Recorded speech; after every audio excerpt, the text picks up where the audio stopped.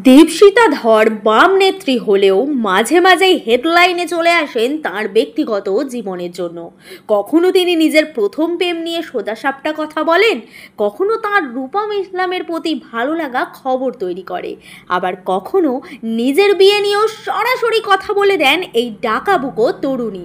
রাজনীতির ময়দানে যেমন তিনি বিরোধীদের কড়া ভাষায় আক্রমণ করেন, রাজনীতির বাইরে কিন্তু যথেষ্ট কালারফুল জীবন কাটান এই কৃষ্ণকলি।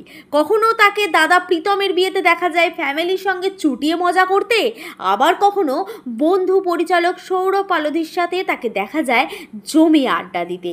শুধু হাস্য কৌতুক কিংবা ছবি পরিচালনাই নয়, সৌরভ পালোধির একটা শক্তিশালী রাজনৈতিক পরিচয়ও আছে।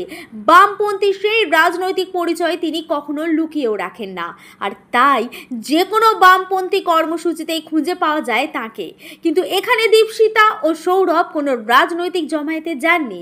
দীপশিতা এসেছেন সৌরভের ছবির প্রমোশনে, আর সেখানে প্রাণ খোলা গল্পে মেতেছেন দুই বন্ধু। তাই তাদের আলোচনার বিষয় রাজনীতি নাকি সিনেমা সেটা ঠিক বোঝা যাচ্ছে না।